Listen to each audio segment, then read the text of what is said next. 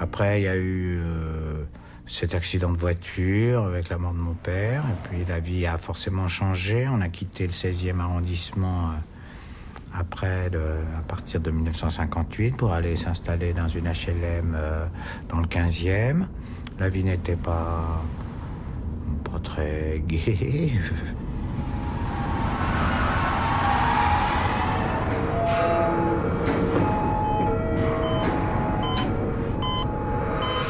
Non, on va pas parler de ça. Non, on a eu un accident de voiture, moi j'étais dans la voiture, alors j'ai vite vu que... Donc c'était un carnage, un camion qui... Enfin bon. Non, parce que je vois tellement de gens qu'il faut pas raconter tous ces trucs-là, ça sert à rien.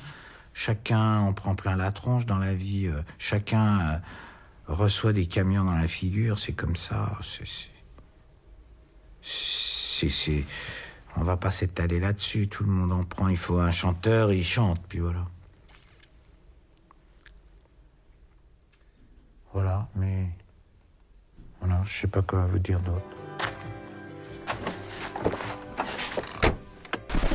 Mais moi, je trouve que les gens qui sont un peu touchants dans la vie, un peu agréables, c'est quand même les gens qui en prennent dans la tronche. On en prend tous dans la tronche, on est tous des losers. On perd sa jeunesse, on perd ses parents, on perd ses cheveux, on perd tout dans la vie.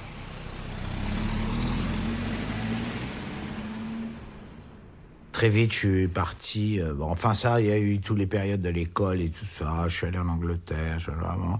Et puis, après, donc, je me suis dit ça. J'ai une vision romanesque. Je voulais être apprenti et puis faire ma vie, monter une échelle sociale, qui me paraissait un peu dérisoire, mais pourquoi pas. Alors, je suis parti à Megève. J'étais peintre chez Doudou. Je me faisais engueuler. Les apprentis se font engueuler tout le temps. Enfin, je sais pas comment c'est maintenant, mais on se faisait beaucoup engueuler. On fait que des bêtises. Au début, on connaît pas le métier, alors on fait... Donc, je me souviens, on vernissait des volets dans un chalet en construction, en plein courant d'air, à Megève, l'hiver. Il faisait un froid de canard, enfin, l'automne. Et, on buvait beaucoup de vin pour se réchauffer, on vernissait des volets, et puis voilà. Alors je me disais, c'est bien, c'est romanesque, je commence ma vie, moi qui suis d'une famille d'intellectuels et de gens de culture, je fais ça, j'étais content de moi, d'une manière un peu naïve, quoi. Et puis là, j'ai rencontré des gens de ce monde-là, du monde des apprentis. C'était une autre époque que maintenant, mais je me souviens qu'il j'avais des collègues qui avaient fait la guerre d'Algérie. Alors il y en avait un qui avait gardé une oreille d'un être humain qu'il avait torturé. J'étais sidéré, quoi. C'était un monde que je découvrais. Je me disais, putain, ils sont rudes, les mecs et tout. Il a une oreille dans le formol. Enfin, c'est dingue, quoi. C'était fou. Il y en avait un qui avait un revolver, qui était tout le temps avec son revolver.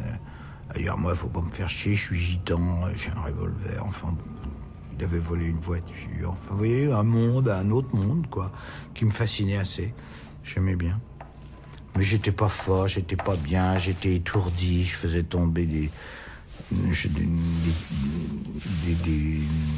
pinceaux par terre, rien ne m'intéressait, si ce n'est gratouiller ma guitare. Je m'étais acheté une guitare quand j'avais eu 15 ans, on pouvait prendre son argent de la caisse d'épargne. J'avais de l'argent que mes grands-parents me mettaient tous les ans, et pour mon anniversaire, ils me mettaient de l'argent, donc à la fin, j'avais un peu d'argent.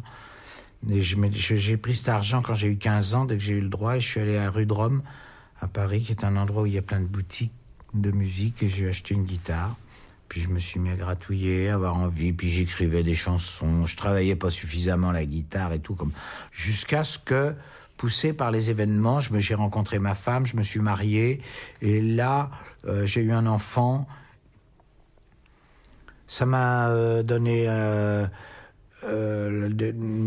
enfin, pour dire des banalités, des responsabilités, c'est-à-dire que c'est là où je me suis dit, tiens, ça serait bien qu'au lieu de vouloir être chanteur et d'être comme ça, attiré par le fait qu'on me regarde et qu'on m'applaudisse, il faudrait peut-être que sérieusement je me mette à faire des chansons qui me rapportent de l'argent pour pouvoir acheter des vêtements pour mon fils.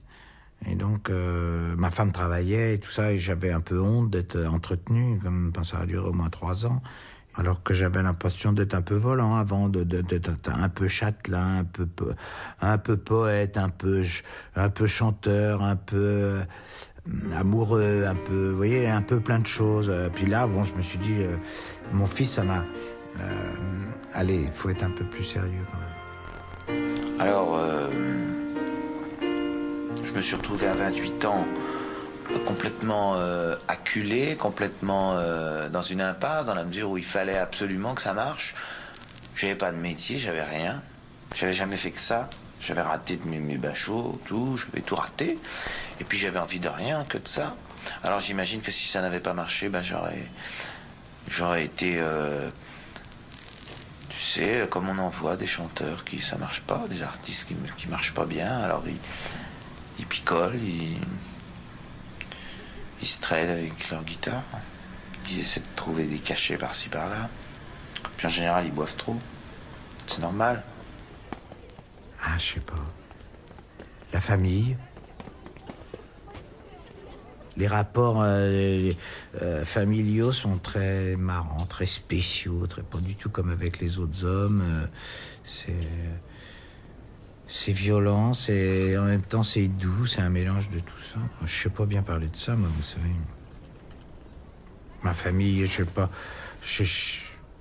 Il se trouve que ça s'est trouvé comme ça, que j'ai un goût, moi, pour les choses qui durent et pour le fait qu'on se suive. Moi, je suis beaucoup mes enfants, je les suis à la trace, mais je les laisse tranquilles, hein.